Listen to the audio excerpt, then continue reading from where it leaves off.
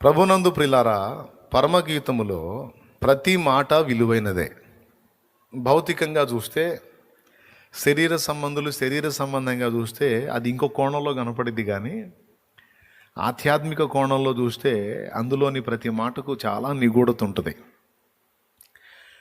పరమగీతం మొత్తం కూడా ఒక 3-4 వ్యక్తుల మధ్య నడుచుద్ది. ఎక్కువ శాతం ఇద్దరి మధ్య నడుచుద్ది. అతడు, ఆమె. దేవునికి, ఆయనను ప్రేమించేటువంటి భక్తునికి మధ్య ఉన్న అనుబంధాన్ని దేవుడు చూపించడానికి తల్లిని ఉదహరించాడు, తండ్రిని ఉదహరించాడు, స్నేహితుడిని ఉదహరించాడు, అన్నను ఉదహరించాడు.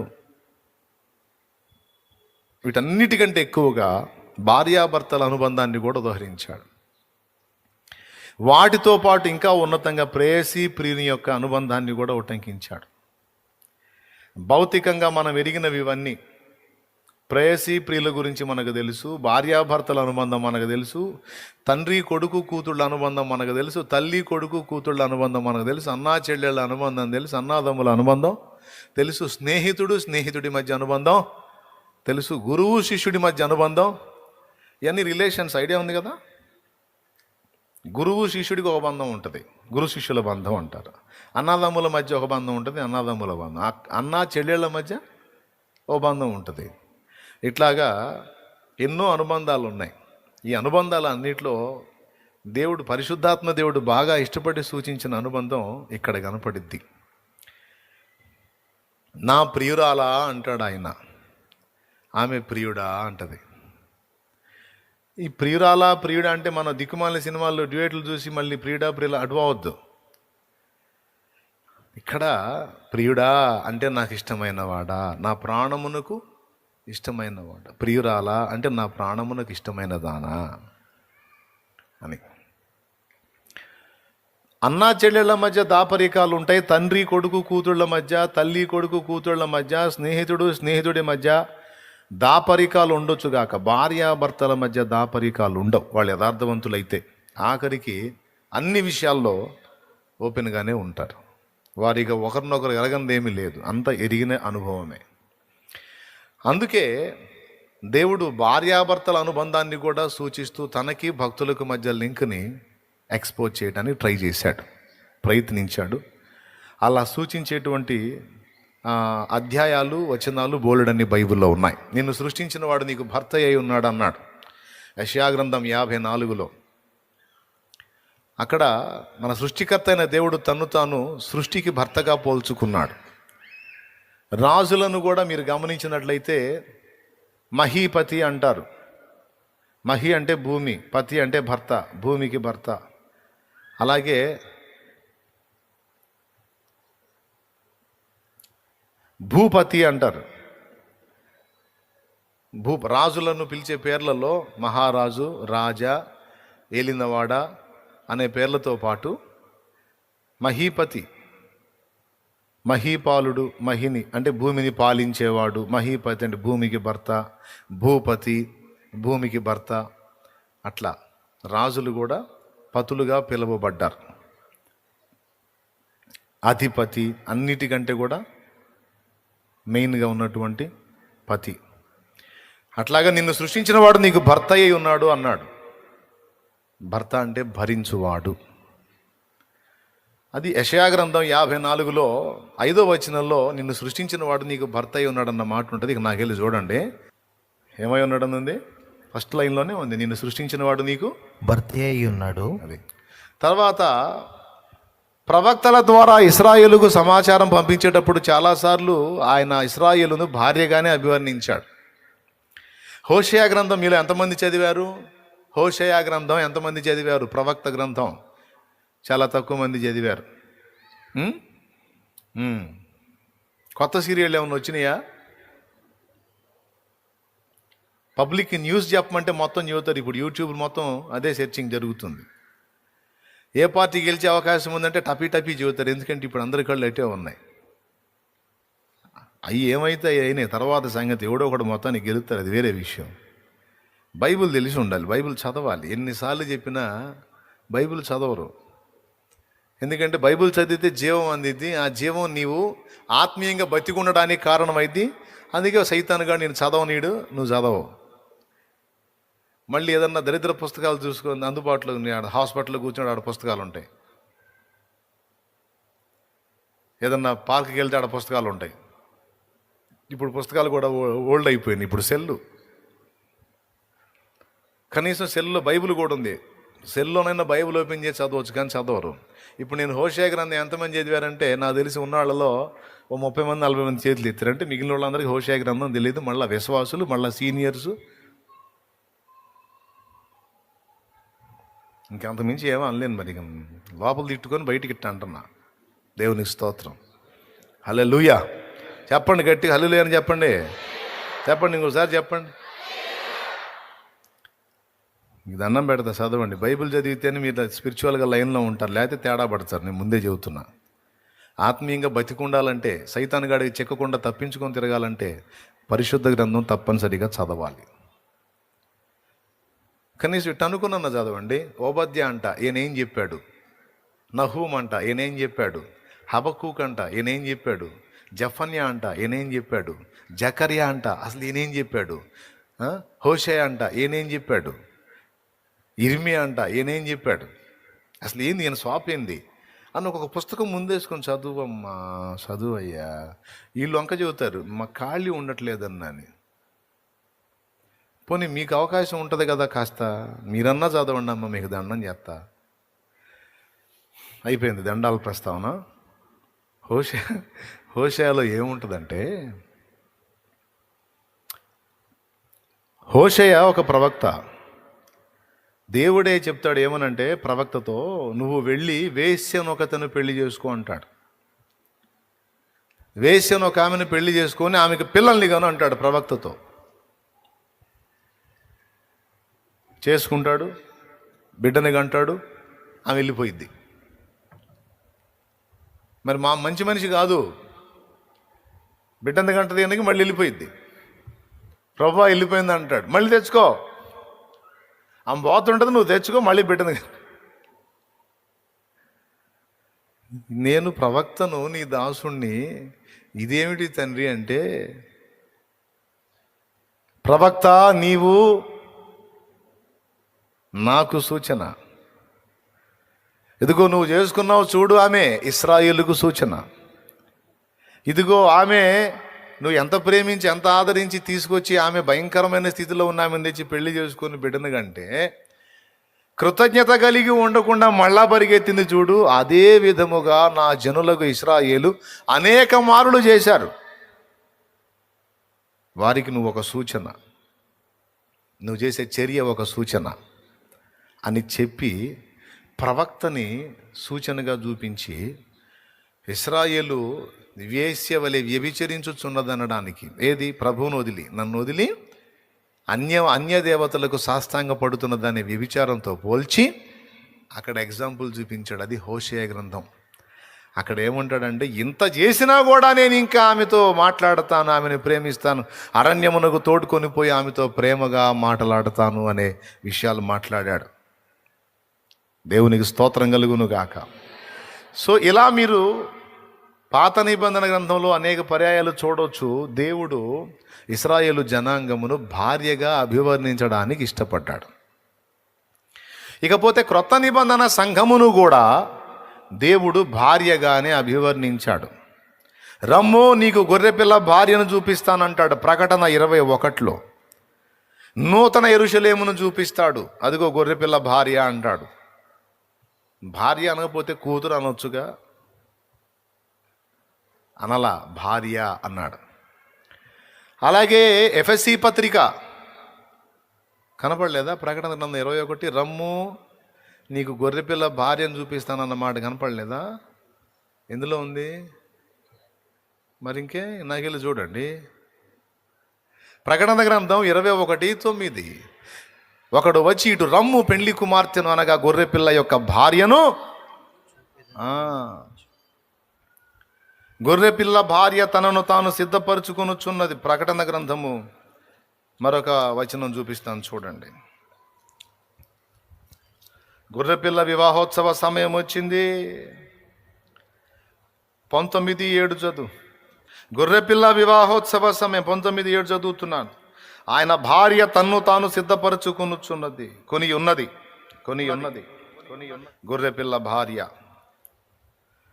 ఆ తర్వాత ఎఫెసీ పత్రిక 5:22 కూడా వధువుతోనూ అలాగే భార్యతోనూ పోల్చాడు. ఇలా ఎన్ని వచనాలు ఉన్నాయో కొత్త నిబంధనలో, పాత నిబంధనలో అనేక వచనాల్లో దేవుడు పాత నిబంధన ఇశ్రాయేలును, క్రొత్త నిబంధన సంఘమును భార్యగా అభివర్ణించడానికి ఎక్కువ ఇష్టపడ్డాడు. ఎందుకంటే దాపరికాలు లేవు. ఇంకా చెప్పాలంటే అన్నాదమ్ములు ఏక శరీరం అనలేదు, అక్కా చెల్లెళ్ళు ఏక శరీరం అనలేదు, తండ్రి కొడుకులు, తల్లి కూతుళ్ళు లేదా తండ్రి కూతుళ్ళు ఏక శరీరం అనలేదు. కానీ భార్యాభర్తలను గురించి ఏమన్నాడో తెలుసా?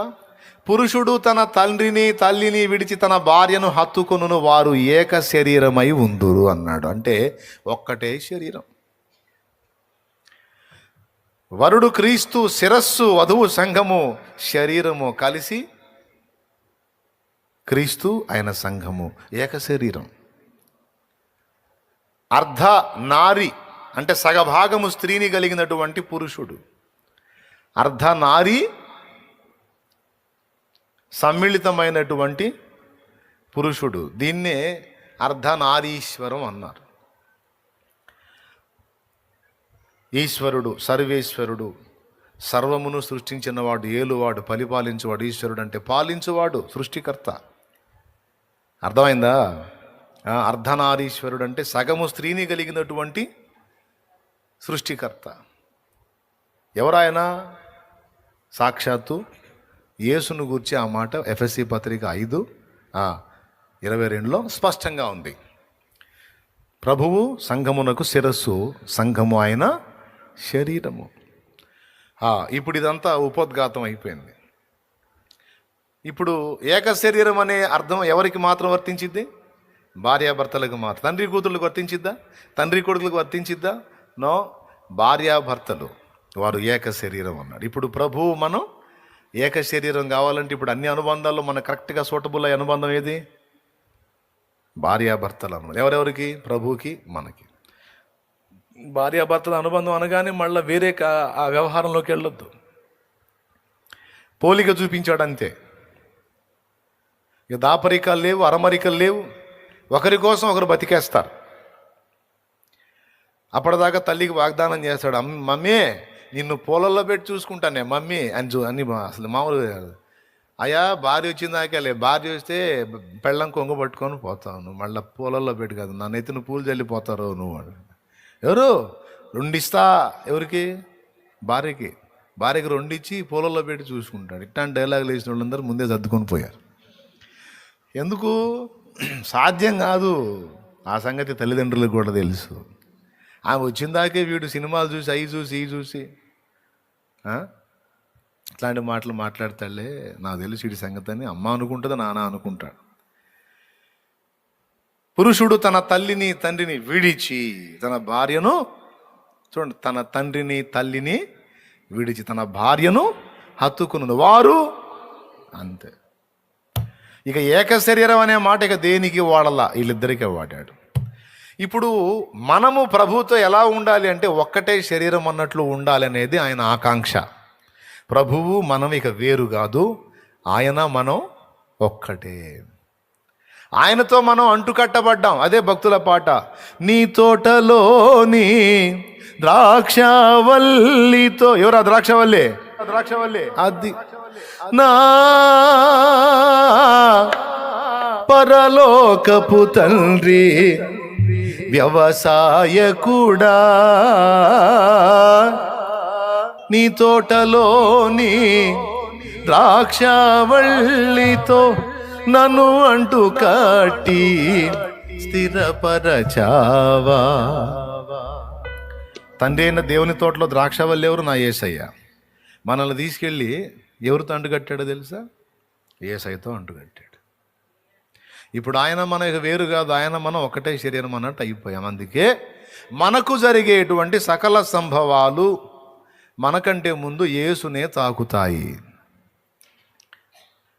నిన్ను ముట్టినవాడు నా కంటి పాపను ముడుతున్నాడని చెప్పి పాడాడు. అదేంది మనల్ని టచ్ చేసినోడు ఆయన కంటి పాపను టచ్ చేయటం ఏంటంటే, బాడీలో ఎక్కడ ఏ పార్ట్కి ఎఫెక్ట్ అయినా ముందు బ్రెయిన్కి సమాచారం పోయిద్ది. అవునా కాదా? కాదా? అవును. బ్రెయిన్ ఎక్కడ ఉంటుంది? మోకాల్లో ఉంటుందా? బ్రెయిన్ తల్లో ఉంటుంది కదా. రైట్. ఫస్ట్ సమస్య బ్రెయిన్కి సంకేతం అంది, దాని పరిష్కారం బ్రెయిన్ ఇస్తుంది. కాల్లో ముళ్ళు గుచ్చుకుంది, దన్మని బ్రెయిన్కి సంకేతం వెళ్ళిద్ది. బ్రెయిన్ వెంటనే చేతికి సమాచారం ఇస్తుంది, కాల్లో ముళ్ళు దిగింది, అర్జెంటుగా చెయ్యి, నువ్వు వెళ్ళి తీయి అని. అదంతా క్షణాల్లో రెప్పపాట్లు జరిగే వ్యవహారం. కాబట్టి టోటల్ బాడీకి ఎక్కడ ఏ డ్యామేజ్ అయినా ఫస్ట్ సమాచారం బ్రెయిన్కి, ఇబ్బంది బ్రెయిన్కి, సమస్య బ్రెయిన్కి. అందుకే సౌలా సౌలా నన్నెందుకు హింసిస్తున్నావు అన్నాడు. చాలామంది ఫీలింగ్ అనమాట, నన్ను ఇంత మాట్లాడినంటే మరి దేవుడు ఏం చేస్తున్నాడో ఏమో అని. నేను చెబుతున్నా, నీకు దెబ్బ తగిలే కంటే ముందు అక్కడ తగిలింది. నిన్ను నిందించు వారి నిందలు నా మీద పడెను. నిన్ను టచ్ చేసిన వాడు నిన్ను కాదు, ముందు నన్ను టచ్ చేశాడు. తన్నులు లేని నువ్వు, నొప్పి పుట్టింది నాకు. నొప్పి సంకేతం దేనికి పోయిందో తెలుసా? బ్రెయిన్కే పోయిద్ది. చాలామందికి ఇది గ్రహింపు ఉందో లేదో మరి. అదే ఇప్పుడు ఉదాహరణకి బ్రెయిన్ పనిచేయలేదనుకో, గుచ్చినా మనకు అర్థం కాదు. చెప్పరేమి సోదరులారా? అవునా కాదా?